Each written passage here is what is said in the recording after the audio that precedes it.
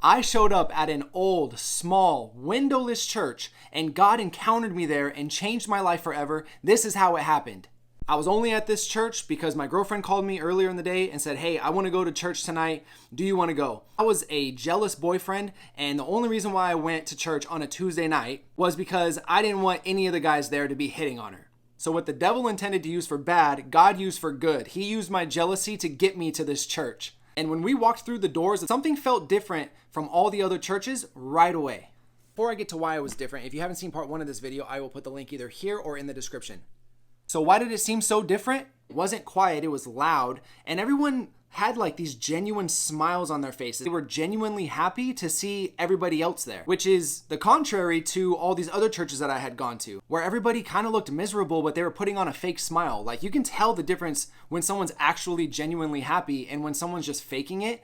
And these people, they were happy. Have a big rap music video playing on the screen. You can barely hear anything that anybody's saying because it's so loud. And the whole place was packed. They had seats all the way to the doors. And I made sure that I sat in one of those back row seats because when this is inevitably stupid and dumb and boring, I'm leaving. I got some other things to do. I want to go to the gym. So I'm sitting down. I'm kind of checking it out. I'm watching all these people. Everyone seems so happy. And then they start the announcements of the church. And the first thing that this announcer guy says is, if anybody needs earplugs, raise your hands and someone will come out and give you earplugs. What? Why would we need earplugs? Why would anybody need earplugs at church? This is different than all the other churches I had been to. I wanted different. The definition of insanity is doing the same thing over and over again and expecting a different result. What is it about this place that's different? I'm sitting here analyzing all these people, still thinking in my mind, no, I'm gonna leave when this is done, but why are they all happy? Why do none of them seem depressed? Walking up to this church, it was kind of dirty looking, it was small, it didn't have a single window in it, but it's not the outward appearance that's important. It's what's happening on the inside. This church being different than all the other churches I had been to reminds me now that Jesus was different than the Pharisees. He brought something different to the table that nobody else was used to. And I had gone to all these bigger churches that had all of this nice building and everything. People that were on the inside of those churches, they were like whitewashed tombs. They look good on the outside, but on the inside, they're dead. And the Pharisees back in the day were more concerned with their outward appearance and how righteous they looked to the people looking at them. Jesus called them hypocrites. He called them whitewashed tombs. Matthew 23:26, he says, clean the inside of the cup first and it'll make the outside clean. But the Pharisees, the churches that I had gone to in these other places, they were more concerned with the outward appearance than what was happening on the inside of the church. But this church, it was small, it was kind of raggedy on the outside, but on the inside, it was big with life. Right, so now the people that wanted the earplugs, they have their earplugs, and the preacher gets up and he starts preaching. And he's preaching like I have never heard anybody preach before. The audience is yelling back at him. He's just preaching and they're shouting him down. And I'm like, what is this? And this preacher's name is Isaiah Saldivar. Roughly 2 minutes into him preaching, he starts talking about how the supernatural is not being preached in the church and about how the Christians that we know, the audience, they aren't casting out demons and they aren't healing the sick. And he's talking about how the bar has been set so low in regards to what actually makes you a Christian. I didn't know that we could actually cast demons out of people. I didn't know that Jesus had the authority to do that. I just knew about the demonic realm, but this was the first time that I heard any preaching about the demonic realm in a church. Now remember, I sat in the very far back of the church because I said, when this is inevitably dumb and boring, I'm leaving. I already went to church on Sunday and it's boring. I don't want to go back again on a Tuesday. So a couple minutes into his preaching, he looked right at me. He said, God forbid we go to church more than once a week, right? Then he said, your life is going to change tonight and you can leave early, but please do not miss this. Right at me. Well, I got chills all over my body when he looked at me and I'm like, how would he know that I was leaving early? I turned to my girlfriend and I was like, when did you tell him that we were leaving early? And she was like, I haven't. And he starts talking about so many things that I was going through in my life that I was fully convinced that my girlfriend had talked to him before the service. I turned to her again. She was like, I've been sitting here with you the whole time. Yeah, you're right. But how would he know all this? I'll tell you how. It was the Holy Spirit.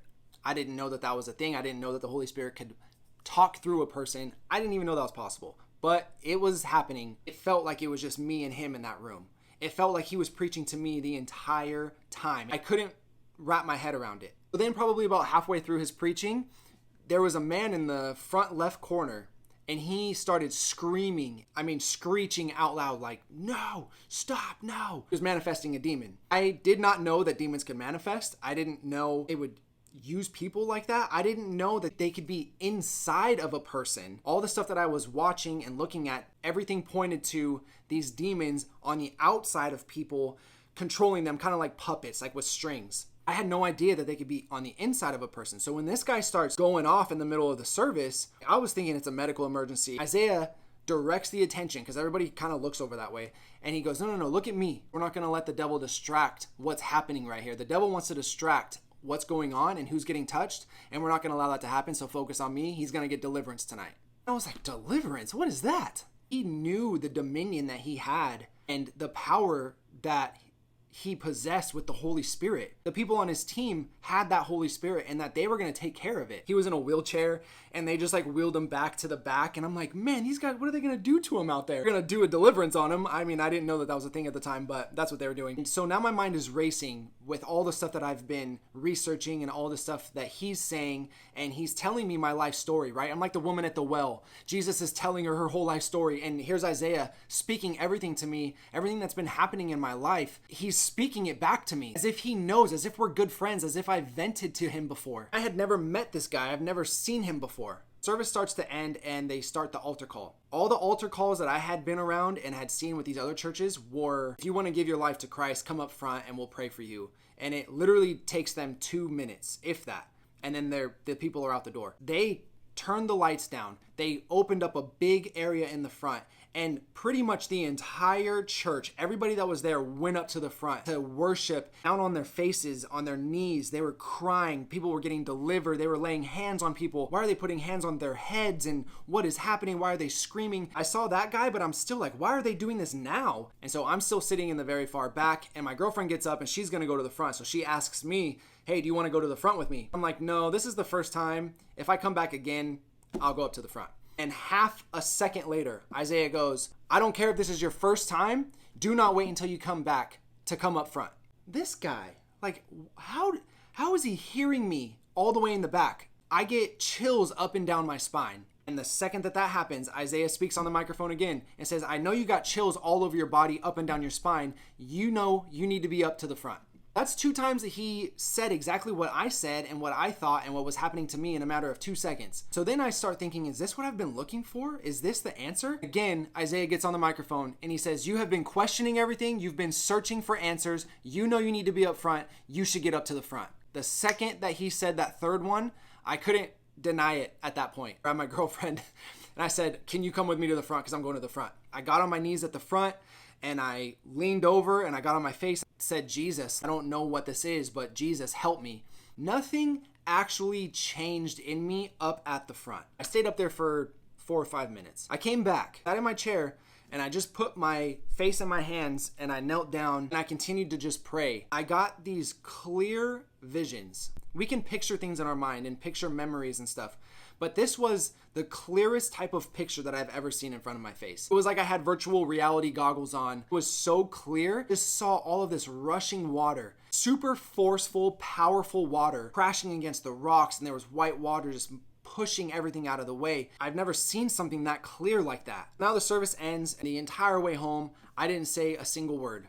I didn't know what to say. I couldn't process anything. I didn't know how to process it. I had never seen anything like that before on TV, in movies, in person, nothing. I've never experienced anything like that. And my girlfriend was like, what do you think? Like, what are you thinking? And I was like, I don't know. I don't even know how to explain what just happened. A couple days later, I had a Bible that my girlfriend had given me. I can't get the picture of this water out of my head. It's like all I had been thinking about the past couple days. And I'm reading in the book of John, and I come across the verse, which is John 7:38. He who believes in me, out of his heart will flow rivers of living water. When I read it, I immediately knew the vision that I had seen was this living water that he was talking about. It was the Holy Spirit. It was powerful. It was moving. And God showed me that before I even knew what it meant.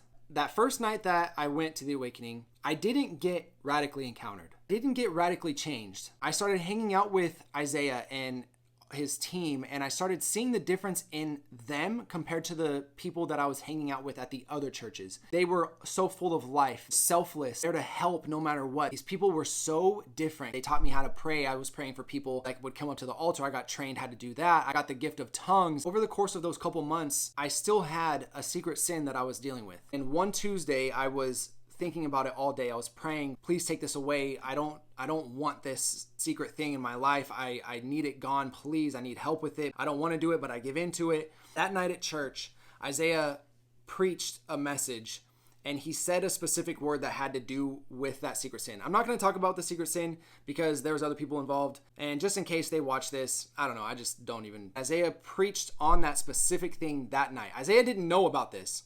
It was, well, maybe he did through the Holy Spirit. He preached on it, and he kept saying a specific word, said it multiple times, like 15, 20 times throughout the sermon. I was like, oh, I need to stop. Oh, I need to stop. Oh, I need to stop. And so that night, I went up to my buddy that was discipling me, and I told him, I was like, hey, this is what's happening in my life, and I need you to pray for me. And so he said, no problem. He put his hand on my shoulder. He didn't say a single word in English. He spoke in tongues only. And within 20 seconds, the power of God hit me, and I fell to the ground. And I could not contain my tears. I could not contain how I felt. It all just left me. I broke down crying. I had snot running down my nose. I didn't even move. I literally like melted to the floor. I didn't fall back or forward, but I just melted to the ground. My legs buckled in, and I really can't even explain to you how the presence of God feels. It feels like everything all at one time. You're like so happy and peaceful and joyful, but yet you're crying, you're broken, and you feel kind of helpless. You're just like, I can't even do anything but just weep. This power was unlike anything I had ever experienced before. Since that day, I have never struggled with that thing, worried about that thing, completely wiped away all of my sins. He took it all away. After that, it was so much easier to stay away from any type of sin. God just lifted it all up off of me. I felt so light and pure the next day. My eyes were even more opened. All of this weight that was on me had been lifted off. I dropped down and everything got lifted up. It was so crazy and apparent the difference in my life at that point. I got completely delivered from everything. No more drinking. I haven't been depressed. No more anxiety. It used to take me 2 hours to fall asleep every night. I can fall asleep in about 30 seconds now. That's how that is going. All my anger and my negativity, all of that got lifted off of me, and I was living my life for Jesus. And I served in the Awakening 209 from 2014 all the way till 2020 when it stopped. And I was completely blessed with being able to learn from Isaiah and be around him often. He was the best man in my wedding. I'm married to his sister. He's my brother-in-law now. Just around him all the time, just absorbing how he loves God and how he's so selfless. He's the most selfless person you will ever meet. I'm so thankful for Isaiah who actually listens to the Holy Spirit, and he lets the Holy Spirit speak through him to people like me. I've traveled with him. I've heard him preach over and over again, and very often will he have messages prepared, and the Holy Spirit has a different plan once he starts preaching. He's obedient to what the Holy Spirit says, and he actually puts aside his hours of work that he's been putting into the sermon to say, no, I'm going to do what you want, Holy Spirit. I'm going to say what you want me to say, God. And I'm so thankful for that, because who knows, if it wasn't for his obedience, I don't know if I would be here right now. I don't know if I would have a relationship with Jesus, because up until that first night, I was ready to just give up on the whole religion, Christianity thing. So thank you, Isaiah. That is it for my testimony. There's a lot more detail that I could have went into, but I didn't want this video to be 75 minutes long. Comment, like, subscribe. If any of this relates to you, write it down in the comments. I would love to read it. There's power in our testimony, and I think that we should be sharing our testimony more, regardless of how insignificant our testimony might feel. Because for the longest time, I thought my testimony was not great, right? Because I wasn't into heavy drugs. I wasn't a gang member, and I didn't really hurt anybody. But sometimes when we don't have this crazy testimony, that's a testimony in itself that God kept you out of a bunch of things. So thank you for watching.